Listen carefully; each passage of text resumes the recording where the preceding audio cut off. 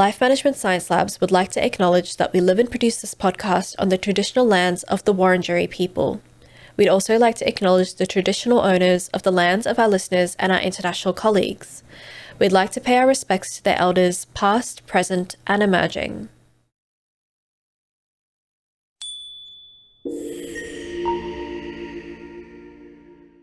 Hello and welcome to Reloscope, the Relationship Science Insights podcast produced by LMSL, the Life Management Science Labs. We are champions in life management science, providing structured insights informed by science and inspired by practice on key aspects of conscious living. Each week we bring you scientific and practical insights on each element with the expert knowledge of professionals in the field. I'm your host Aditi. Let's get on with the show. Idit Sharoni, thank you so much for joining us on Reloscopes today. Thank you. I'm happy to be here. Now, you're a licensed marriage and family therapist and the owner of the therapy practice Relationship Experts in South Florida. You specialize, and your team as well, specialize in affair recovery and infidelity recovery, which we're going to be chatting about today. And you're also the host of your own podcast, Relationships Uncomplicated. Can you tell us a little bit more about that? Yes, of course. The podcast is a series of different episodes. Each one talks about something that has to do with relationships from a standpoint of a therapist. And a lot of them have many tips and ideas and thoughts about how to improve your relationship, how to heal after infidelity. So there's a lot of really, really good advice, and some of them are interviews with amazing people. So I think it's worth listening to. Yeah, absolutely. I would highly recommend our listeners check it out. Here at our podcast, we're all about hearing from experts and kind of their thoughts on how to manage problems. So I think that's a really valuable resource for us, for sure. Absolutely.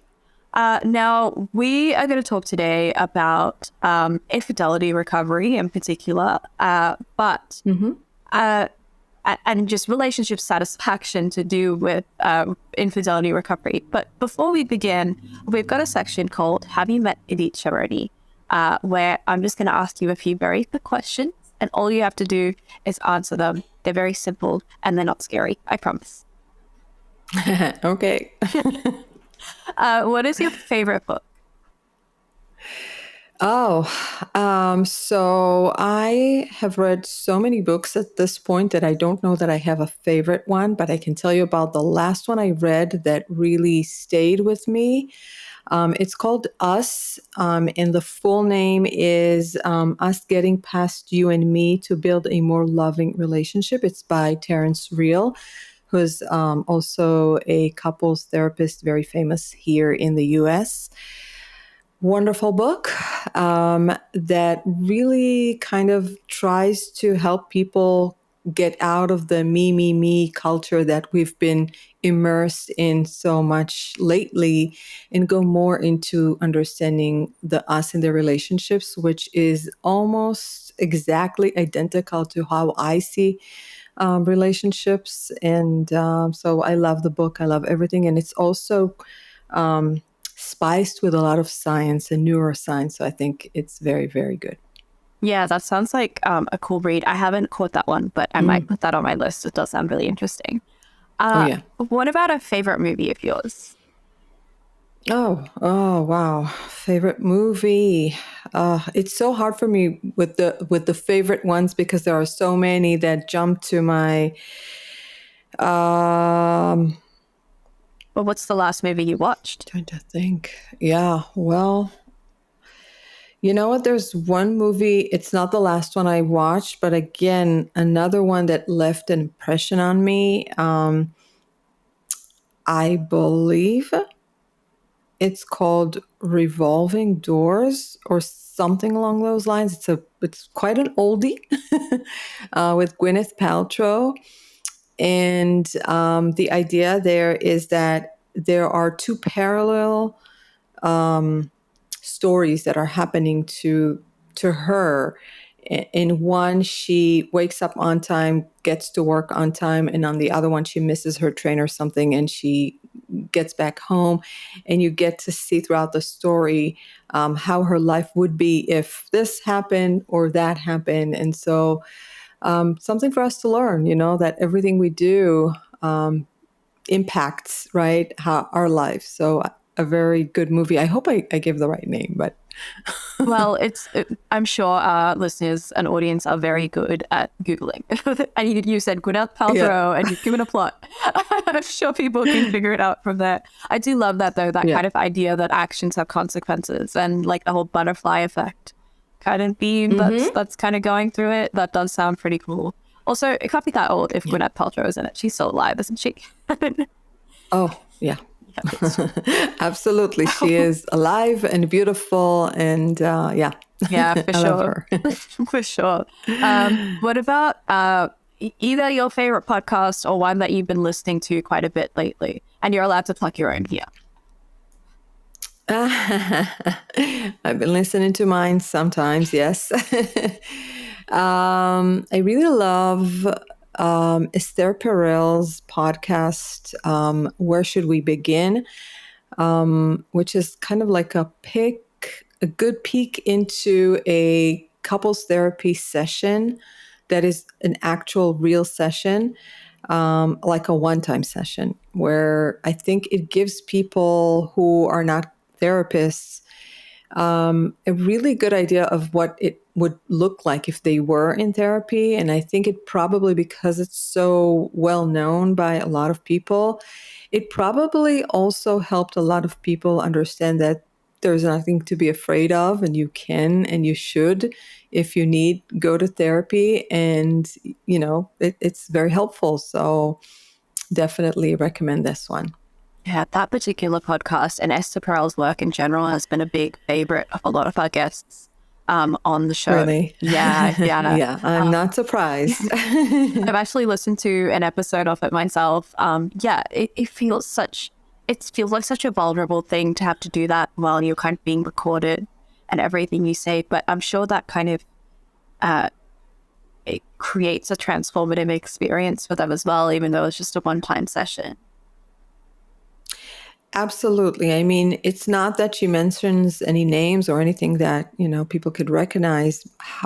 Even with that, it's very vulnerable, and also very vulnerable as a therapist to showcase your work. I mean, we work behind closed doors, so nobody really knows, like, what we say and what we do and what our magic is, and what, how's this type of, is it more of an art, of a science, So she really exposes her skills, and I mean, she's wonderful. So if I were her, I'd probably do the same thing. Speaking of wonderful people, do you have a famous role model that you look up to? A famous role model. Wow. Depending, again, I am not like one person to really admire one particular person and just blindly go after them. If we're talking about Esther Perel, if we're talking about my professional side, I do have a few people that I definitely look up to, their work, their ability to understand life and help people. So Esther Perel is definitely one of them. Terry Real, the guy that wrote the book that I mentioned, absolutely one of them.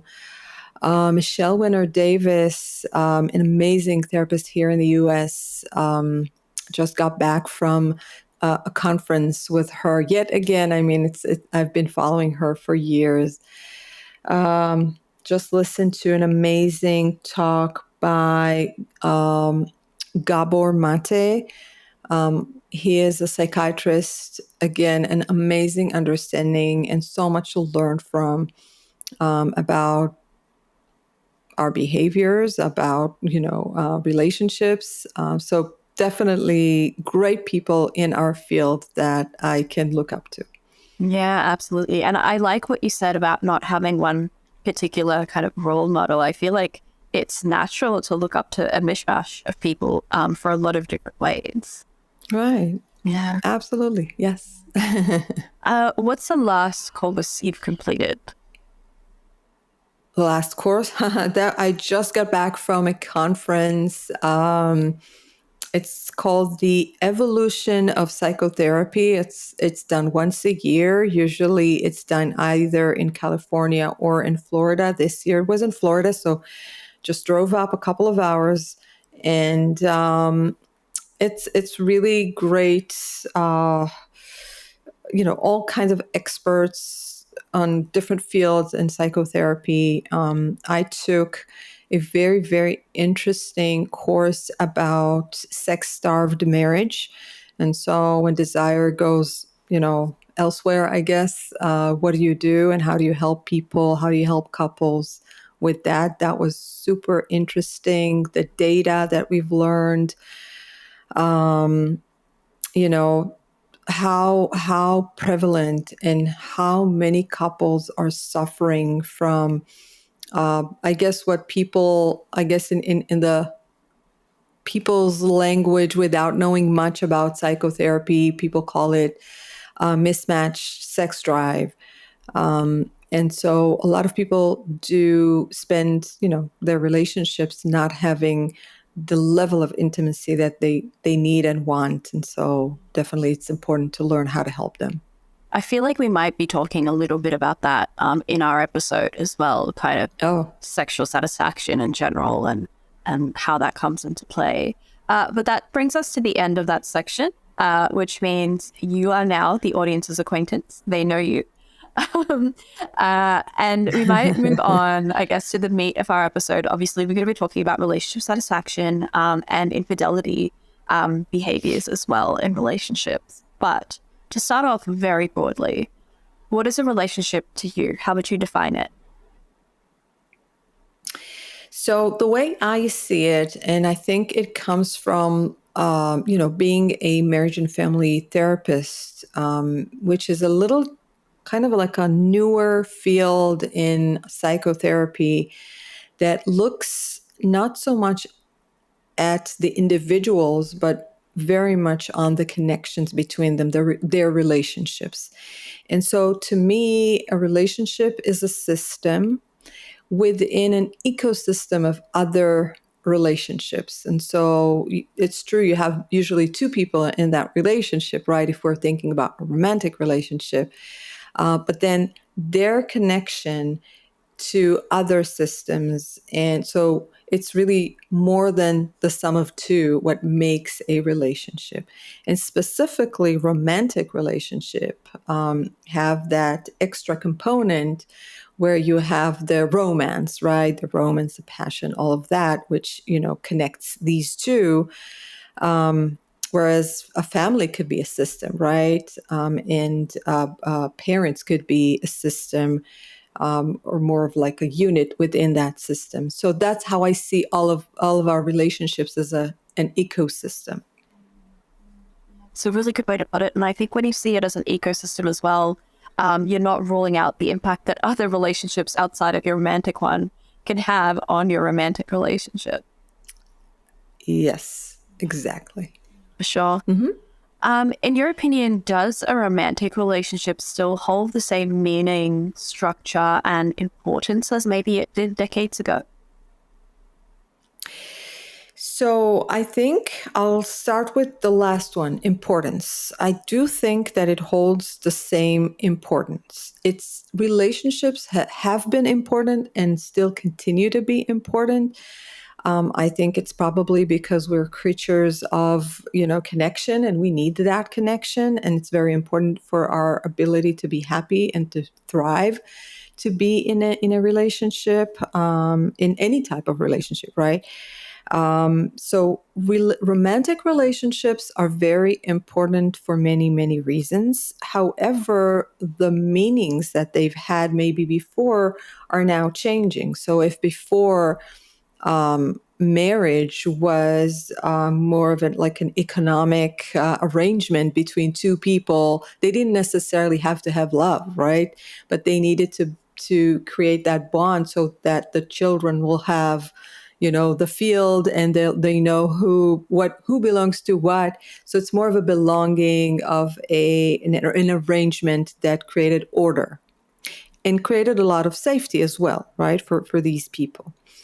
I think lately, more and more, we've evolved into a newer model where we're kind of putting all of that, plus we're adding the need for romance. And I think that is like one of the, like, I would guess the more modern type relationships where the partner is not only your partner so that you have the same family name, but it's also the person who loves you and you are supposed to love them. And there are a lot of other things that come into that, right? So if we're almost putting all our eggs in one basket, and that one basket, one person has to have all of it. They have to be our friend and our lover and our parents for our children and so on and so forth. So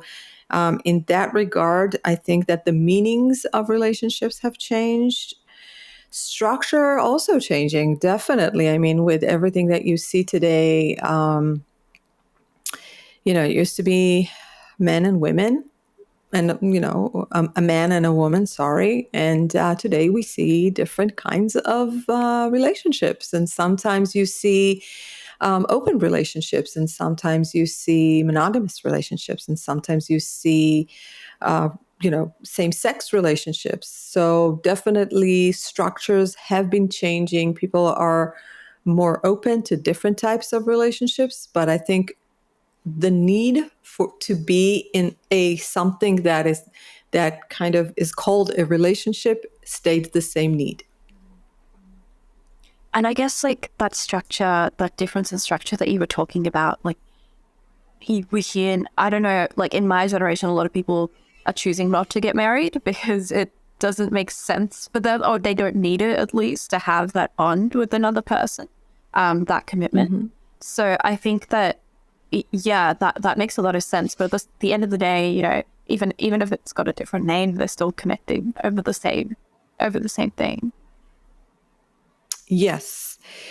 I think definitely younger people are taking their time. I don't necessarily know. Actually, I don't have the data, but I don't know if they are not getting married, period, or that they are just waiting more. So if, 20, 30 years ago, 20, 25 would be the age where people would get married. Today, it's definitely, moved on to 30 plus.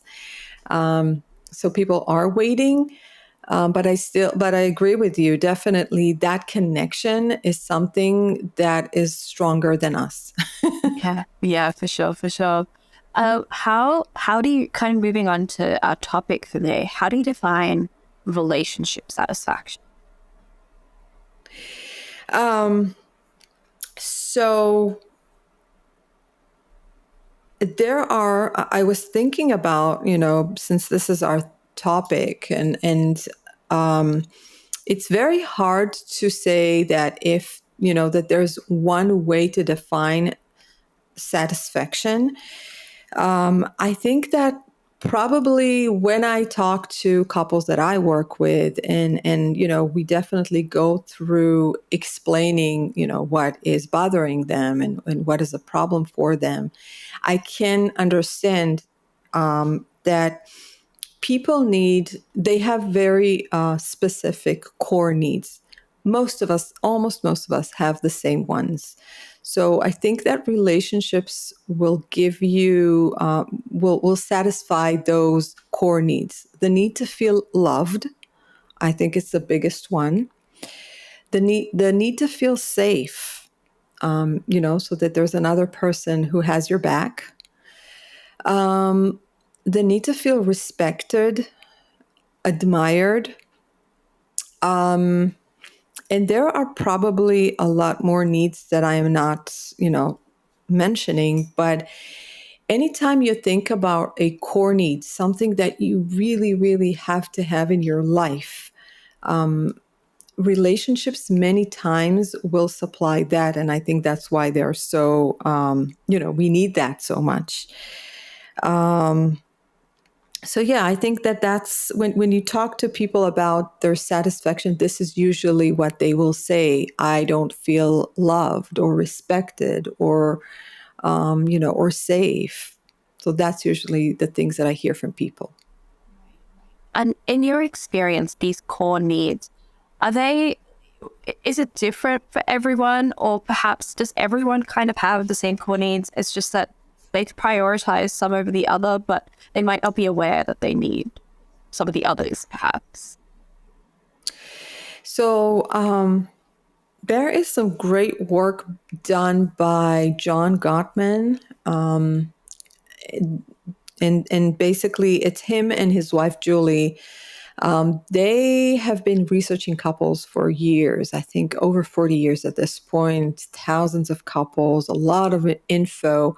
And they have this one kind of a one page where they describe what makes relationships work. And they call it the sound relationship house theory.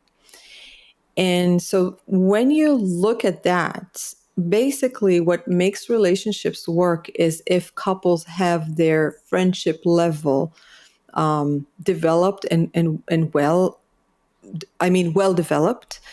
And then if they know how to handle conflict very well, and then if they have if they have a shared meaning, so they share a meaning like a legacy or something like that. So, according to their research, these are the main three things that will make a relationship work, that will make people feel that they are satisfied in their relationship. And everything on that house theory is supported by two things. One is trust, and the other one is commitment. And so you could have all of those things, but if you don't have trust, you're going to suffer, right? And if you don't have commitment, then you don't have a lot of, a relationship is built on that as well. So it's really, really interesting to see how couples react to those needs and what makes them happy and how happy they are when they have all of those. Yeah, absolutely. And infidelity, how would you define infidelity? What is it to you? So infidelity can be any type of betrayal. And if we're talking about the romantic betrayal, it can be I guess, the spectrum. So people consider infidelity to be anything from full-blown affairs all the way to, inappropriate texting or flirting, right? And so how do you define all of those? I find that there needs to be secrecy. So secrecy has to be part of what is going on there. So sometimes people will say, well, it wasn't infidelity because we didn't really have sex. We just texted, or it was just flirting. And flirting is also a type of betrayal because there was secrecy. You did that behind your partner's back, right? So there's secrecy, and there's also a charge, an erotic charge that needs to be. So these two, the secrecy and the erotic charge, are usually the components of infidelity. Right. Yep. That does put things into context. I guess my next question is, how does relationship satisfaction affect relationships? And does it lead to infidelity, if at all?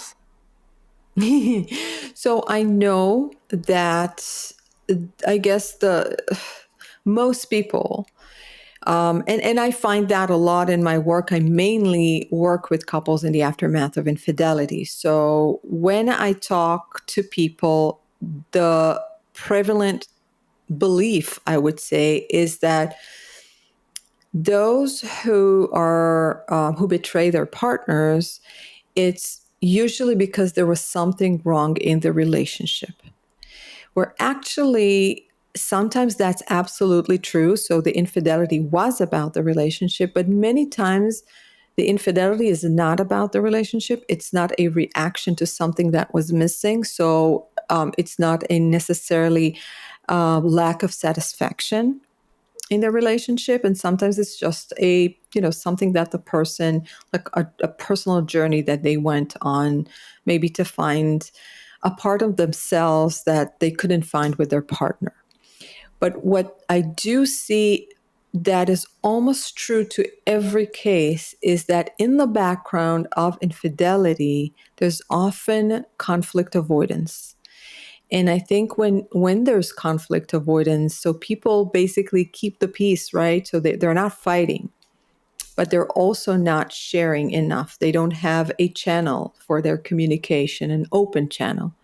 And so they'll start keeping things to themselves. And by the way, there's a wonderful book by Shirley Glass. It's called Not Just Friends, where she actually talks about this model of windows and doors. And the idea is that when people get used to keeping things to themselves, they get used to secrecy, which can lead to infidelity. So I guess my answer is it's not always directly connected, infidelity and lack of satisfaction in the relationship. In that case, what does a lack of satisfaction in a relationship actually do?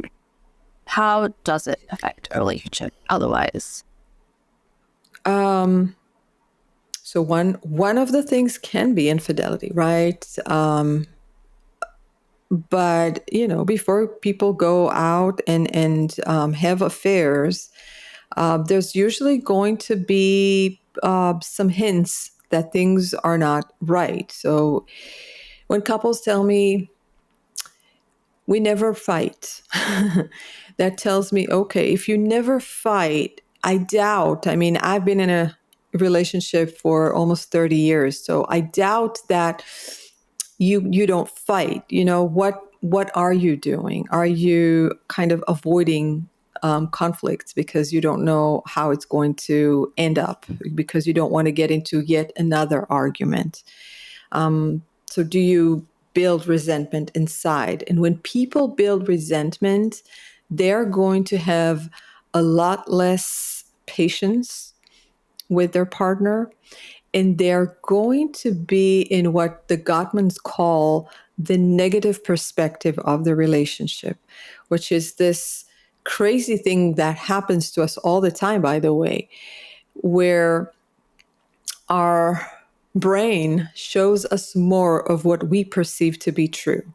So if I think my husband is a lazy guy, I'm going to see more of those instances where he is sitting there not doing much. And my brain is going to categorize as insignificant those instances where he is actually active and doing things. And so I'll have this distorted vision of him that keeps on saying, yes, you're right, he's lazy. He's lazy. Here's another, right? And so people can do that for years and have a very strong belief that their partner is this way or that way, or that their relationship is this way or that way. He doesn't care about me. Here he's on his phone, he's on. And people can live like this for years and years. And that, I think, I don't know if that answers your question. No, absolutely, it does. And I think it reminded me of, I don't know if you came up with it, but there's that kind of truth versus harmony kind of dichotomy, where essentially, if you're choosing the truth, that often comes into conflict with the peace of the situation. And sometimes you have to wonder, like, which one you're putting at risk, and prioritizing. I don't think we live in a world of truth, because our brains tell us what to see, what to pay attention to, and it depends on so many things.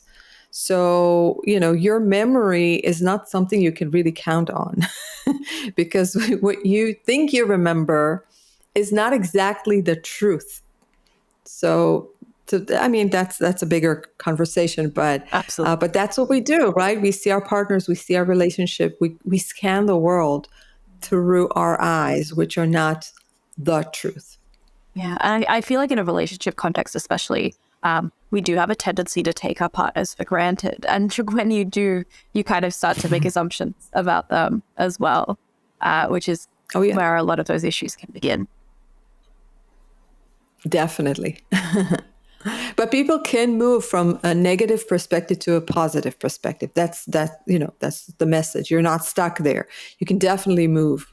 Yeah, for sure.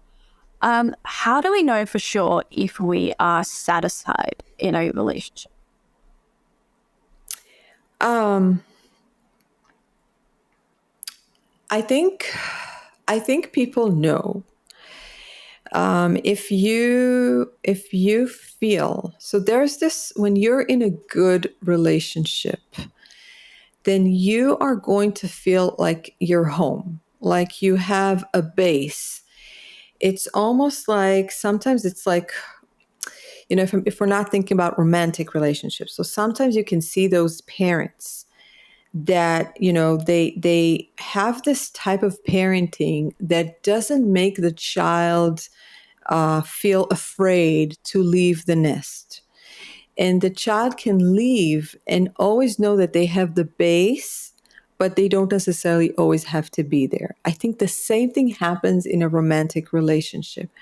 So many people feel like relationships are another name for jail, right? Like, I don't want to get married because it's jail. Absolutely not. If it's jail for you, then you're probably not satisfied in your relationship. This is maybe not the relationship for you. Relationships should feel anything but jail. They could feel like your center, like, you have this safe place to go to where your person is going to have your back, where your person is committed to you, where if you need, if you're sick, or if, I don't know, you're super happy, or if you have something in common, like a child, you're going to enjoy that. But with that, you also have the autonomy to be who you are, which I think is super important to so many, and so many miss that, right? They feel like if they are in a marriage or in a committed relationship, then they kind of have to give up a part of themselves, or give up themselves at all. And so they become someone else. They forget who they are. They become a mom, or they become I don't know. I'm thinking of different examples, but a good relationship is one that allows you the base and allows you the autonomy to leave, to do you, and know that when you're out there, you have the base to come back to. And nobody is threatening you. If you go, I'm not going to be okay. It's like, go, have fun, explore the world. I'm here. I'll be happy for you to come back happy and whole and fulfilled. Yeah, absolutely. I love the way that you put it, and that, like, it still allows you the autonomy to be yourself. I feel like so many people have, when you talk about, a lot of people discuss marriage as a prison, like you're getting locked up, or cuffed, right, is another term that is often used colloquially.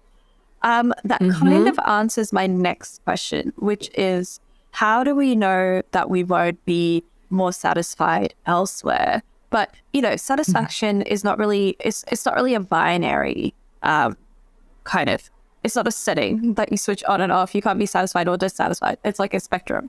So if you are, kind of satisfied in your relationship, how do you know that you won't be more satisfied in a different one?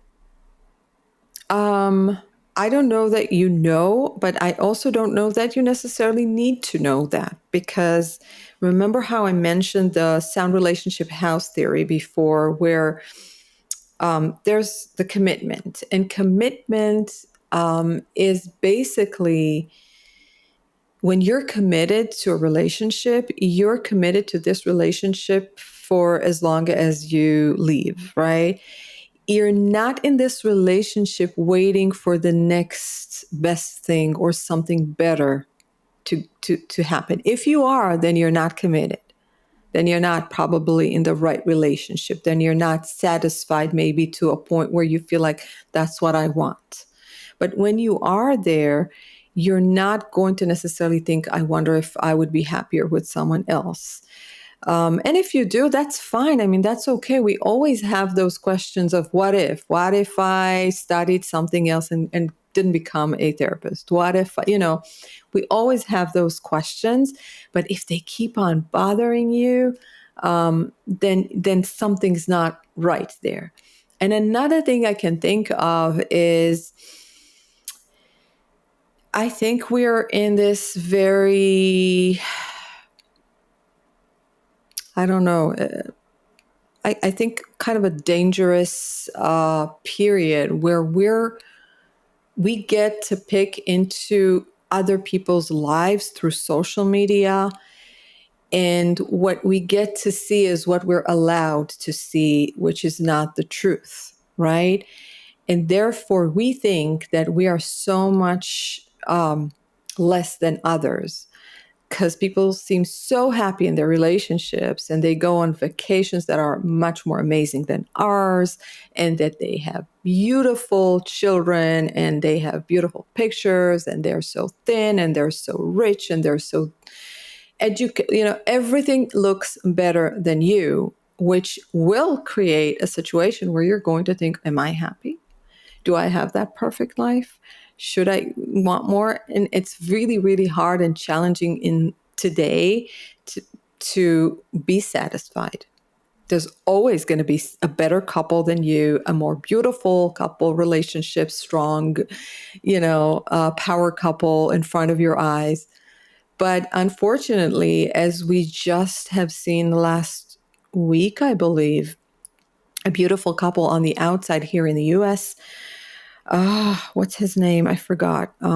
Unfortunately committed suicide. Then on the outside, they have a beautiful life, a beautiful couple. Yes. Twitch, right? Yeah. Mm-hmm. So everybody's like, oh my gosh, you have this beautiful marriage, beautiful children. You are so famous. You're dancing, you're DJing, all of that. We don't really know. We don't know what happens behind closed doors. We don't know what happens inside people. Yet that makes us always want more. Yeah, absolutely. And I mean, you don't blame people for not wanting to put their kind of darker moments on broadcast. But at the same time, yeah, it does mean that what ends up happening is kind of a skewed view of other people's lives. Mm-hmm. And there are some great people out there that do put their real lives and do show the reality, but very few. Yeah, for sure. I feel like we've kind of touched on this a little bit, but is relationship satisfaction closely tied to other aspects of satisfaction, in other parts of life, and how are they related? Absolutely, yes. It's a big yes. So another one of those things that I get from other people, but I totally believe in them, Esther Perel says that the quality of your relationship determines the quality of your life. And I stand 100% behind that sentence. I really do believe it. I experience it in my own life. When your relationship is strong and working, every problem, every curveball is smaller. You can somehow handle it much better. When your relationship is crumbling and is not safe and is not working, every small problem becomes huge and people fall apart. So if, sometimes I see couples in the midst of, a huge problem in their relationship. And then every little thing, a baby waking up in the night or, something small, like the car happens to the car, they fall apart. And they're like, I can't believe, but I'm falling apart. And that's exactly because of that. The strength of your relationship, the quality will definitely determine how you are in every other area in your life. And what about vice versa? Does it work the other way around as well? I don't necessarily think. Okay. Yeah, not necessarily. Not necessarily. You could, but you know what? But sometimes, yes. So sometimes you see that a couple that used to have a really calm, great relationship, and all of a sudden there's a loss. Sometimes that will break a relationship, or all of a sudden there's a huge financial issue that will break up relationships. But on the other side of that, you also see how sometimes good relationships in the midst of a crisis that they're experiencing become so much stronger just because of that crisis. So it really depends on so many other things. Yeah, for sure. That makes, and I think that, what you were talking about before about communicating these issues and being honest about them with your partner will help contextualize perhaps if it does start to affect your relationship. In the case that it does, it'll help contextualize a lot of that as well, and might mean that it affects your relationship a little less. What happens, how do we react to a partner sharing that they're not satisfied with the relationship? So this is basically when somebody is sharing this, they are turning towards their partner. They're making a bid for connection, right? I see that although this is a complaint, right? I'm telling you that I'm not happy. I'm telling you something not good about the relationship. But still, you have to consider it as a bid for connection. And what you're going to do is going to determine whether you're actually going to have a good conversation about it or a bad conversation about it. So if you turn away from your partner, then they've been vulnerable enough to say, I'm not happy. And if you react with defensiveness, or if you ignore that, or if you react with attacking them even more, you're not happy, look at me, then what you're telling them, actually, the message you're giving them is don't complain about this relationship because I'm not ready to hear that. And so you close that window of opportunity that you've had. A bid for connection, whether it's, hey, look outside, it's a beautiful day, or I can't believe I don't know, you didn't do the dishes, or I feel so rejected and I feel like you don't love me anymore. These are all bids for connection. Are you going to take that opportunity? Are you going to appreciate your partner for being vulnerable enough to share that with you? Or are you going to blow this huge opportunity and leave them feeling like they're alone in this relationship and close that channel for connection? That's, I think, what people can do, should do. Should do, for sure.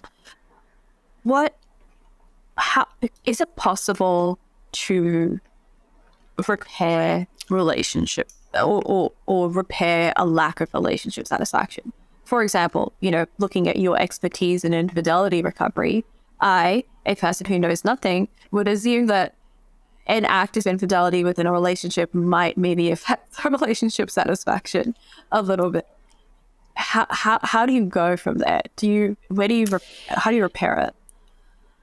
Yeah, I mean, talk about lack of satisfaction. This will ruin a relationship, right? It will, when one partner finds out that the other was unfaithful, they describe it as the most painful thing that they've ever had to endure in the relationship. So this is probably the worst thing that can happen to you in a relationship. Most people will tell you, this is a deal breaker for me. If this happens, I'm out, right? But what we do see is that most couples do stay together after infidelity. And they can be divided into a few different groups. Those who stay but are going to stay resentful and live in this marital jail where this thing is going to hover above them all the time. Those who are going to say, okay, I forgave you, but haven't really learned anything from it. And those who are going to be, I guess, the ones who've learned a lesson from this. So this almost served them in a cruel way, right?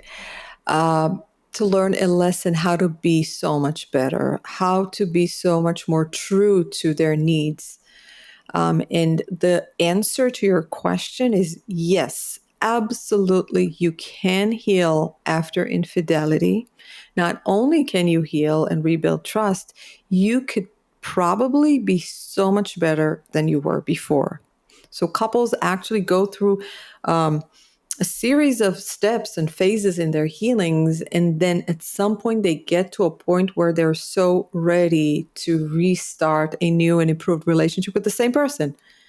And they get to succeed with that. So, yeah. I always love a success story that turns out that way.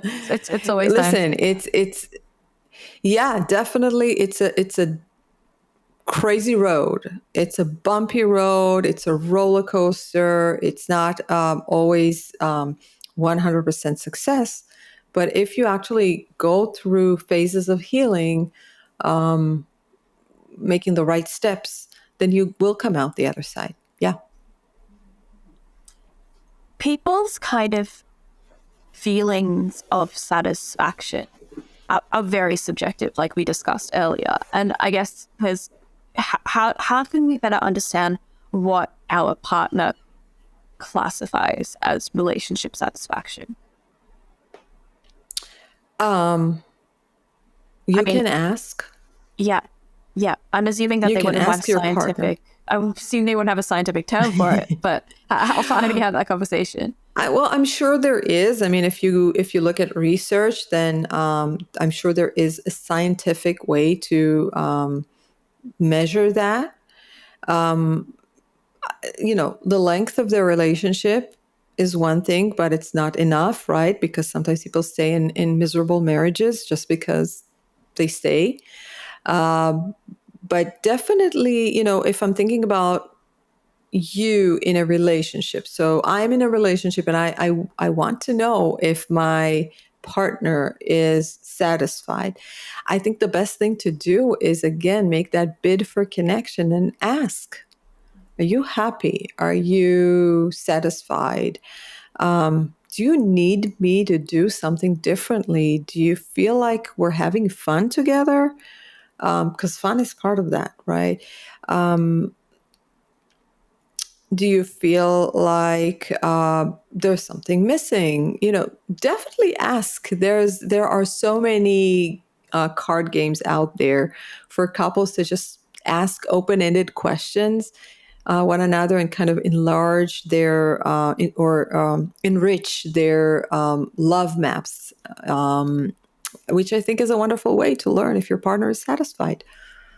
For sure. And I think, yeah, asking just, like straight up asking the question, especially if that's not something you're in the habit of doing, can be pretty vulnerable. But a card game makes it a little easier and a little just better to manage. It's almost like someone else is asking the questions for you. So it makes it easier for sure. Yes, definitely. But it's important. Those who, if you again look at research, those who report having that type of satisfaction, they also have this, among other things that they have, is that they have a very rich love map. So they know a lot about their partners and they feel known by their partners. And so definitely it's something that you want to continue to explore. Love maps are not, I get to know you in the first year of our relationship and then I stop learning. You always learn.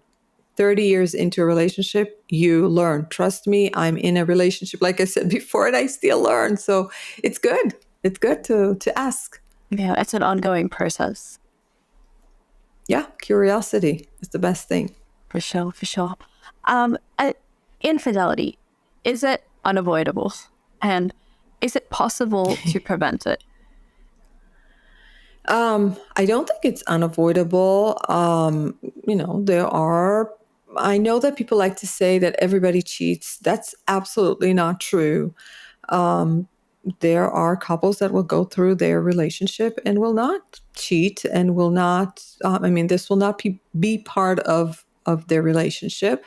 However, it's very hard to say, how many, like to give you a percentage, because you don't know of all cases. And so it's very hard to say. I believe it's probably about half of all couples. But again, I did not research this. I'm just trying to go from so some people will say 20%, others will say 70%. So I say somewhere in the middle, somewhere, I guess, around 50%. But is there anything you can do to avoid? Yes. Right? That's what you're asking. Avoid it. Is it possible to? If there was something you could do to affair-proof your marriage and I knew about it, I'd probably be one of the richest person on earth. I don't think there is. However, there are definitely some things that you can pay attention to. Complacency is one of those things where people feel they get a little too comfortable in their relationships. And so they don't really pay attention and are not aware of what is actually going on in their relationship. So their partner could be totally unhappy and they don't have a clue. Their partner could be, or they could be like stagnant or just going about their days and going to work and coming back.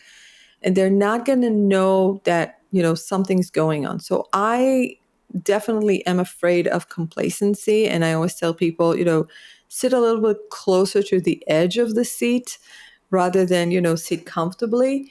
And if you do sit comfortably, which is okay sometimes, don't stay there forever. Check in, check the pulse. So complacency is one of those things that I think you have to pay attention to. An open channel. So what I mentioned before, the conflict avoidance, I think this is the biggest thing.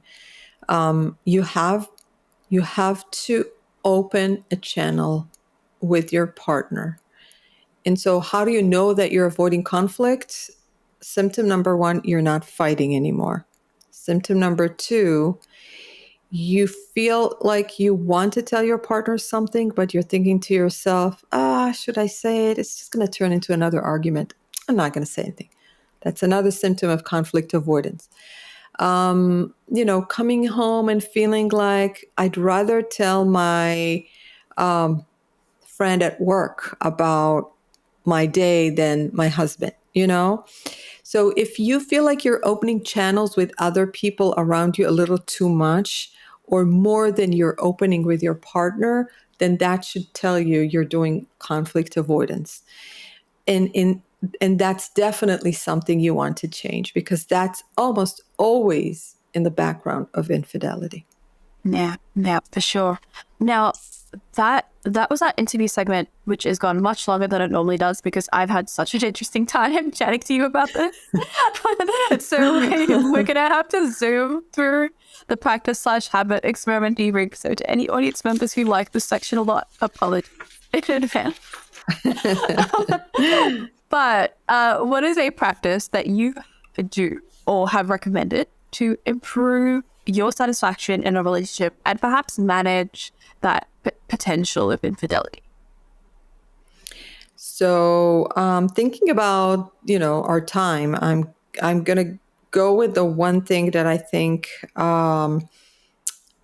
is something that has been proven again in research, and that's rituals of connection. So research, again, by the Gottman Institute shows that couples that are happy long-term have that thing that's called rituals of connection.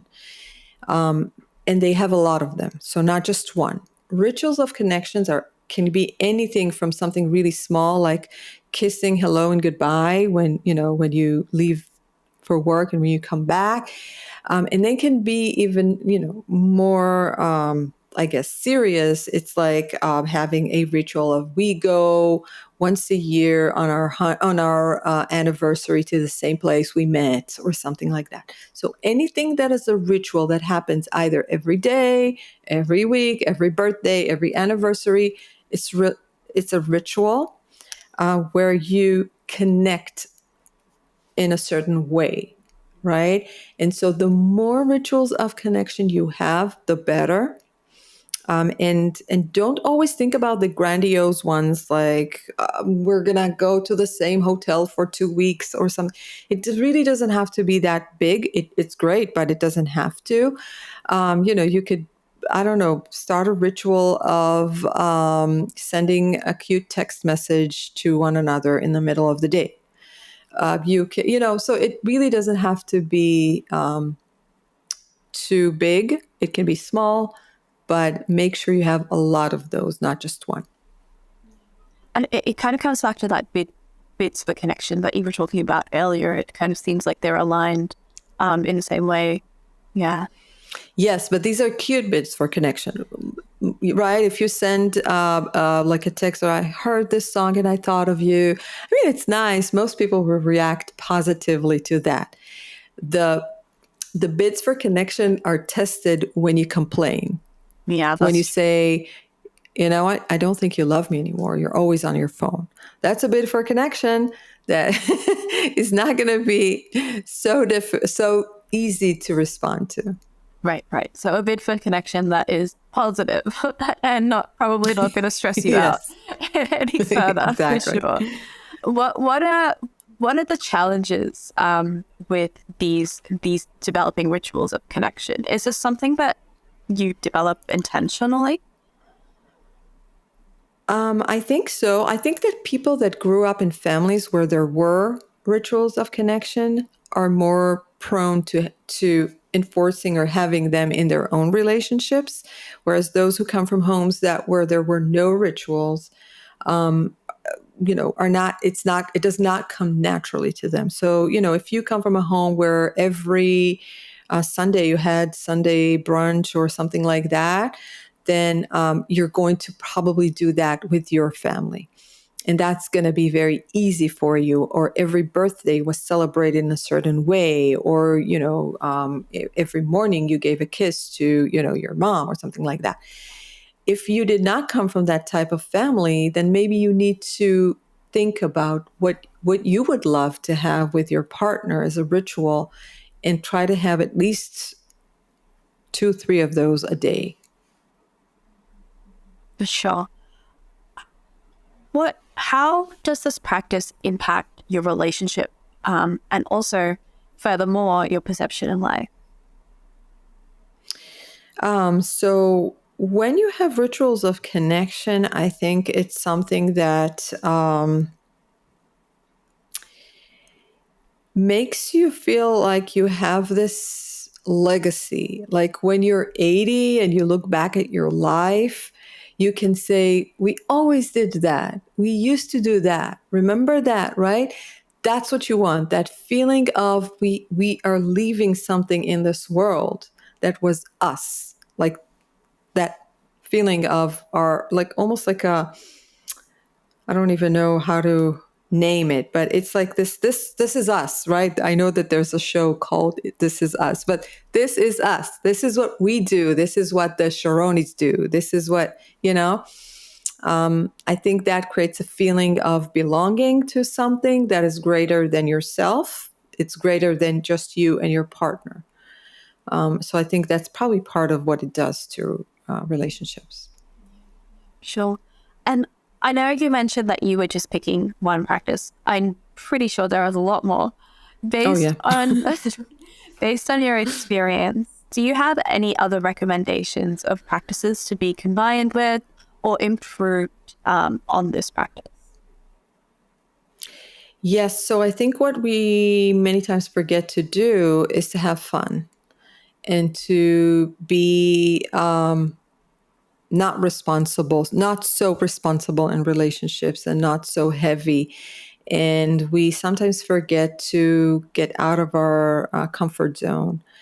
So that's one thing I would recommend. Go have fun. Do something that is just pure fun. That's it. Do something you've never done before. Stop going to a restaurant for date nights. Go biking, go hiking. Try to see your partner in their element. This is, when your partner does something they're really good at, they seem very confident. It's an aphrodisiac. So you definitely want to do that more, right?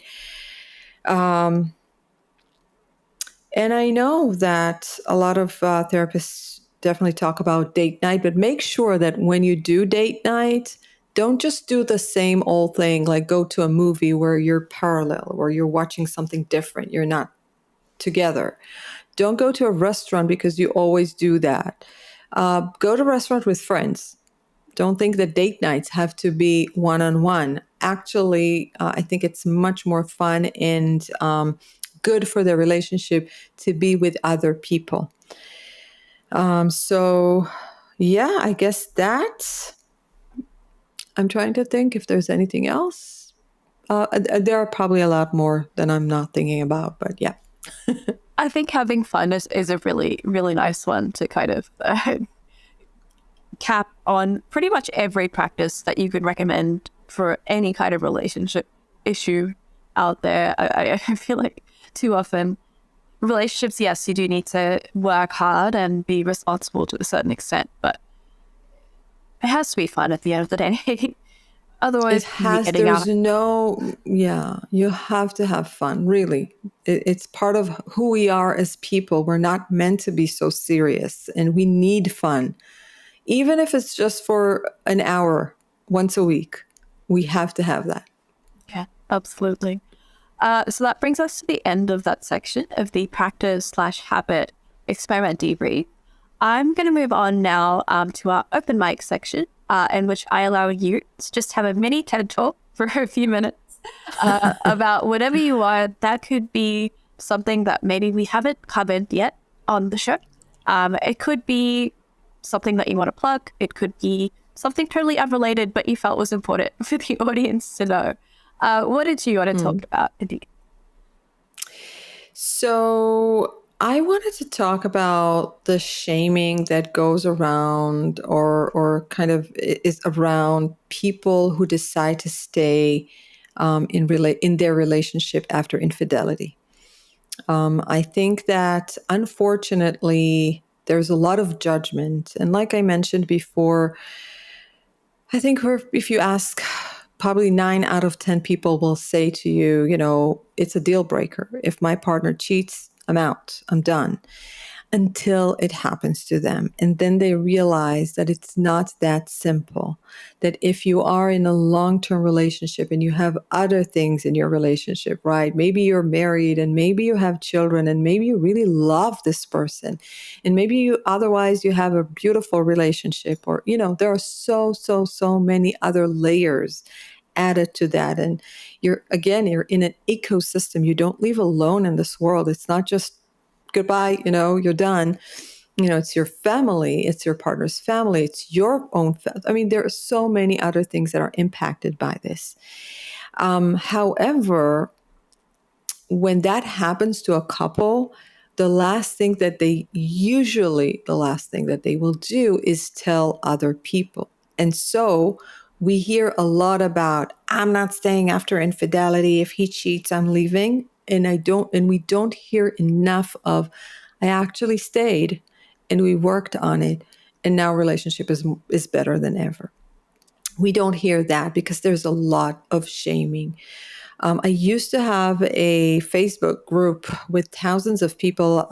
I closed this group because it became just a little too triggering for so many. But I literally got to watch this happen, this type of shaming. Why would you want to stay with this type of person? Wow. Sometimes it's not okay to stay, and that's perfectly, I understand, not only understand, I wouldn't encourage anybody to stay in a relationship where there is abuse of any type, or if the person is not remorseful and just saying, I did it because of you, or so if you're blamed for the infidelity, or if the person, keeps on being unfaithful. So I'm not saying, so sometimes there's a revelation and then you find out, wow, that happened 4 times. I'm not talking about that where, that's when you find out, the person stops, and then you go through healing process. I'm talking about as you go through the process, the person continues to do whatever they were doing. So in these situations, it's probably not okay, right? It's not okay to stay in this type of relationship. But this is not the case for most people. For most couples, at least the ones that I get to work with, these are stable relationships, committed relationships, where people really do want to stay and they want to find a way. And so I decided to call my program It's Okay to Stay for that reason, by the way. I really wanted to make people know that it's really okay to stay, not just because I say so, but because I really believe it. I see it every day.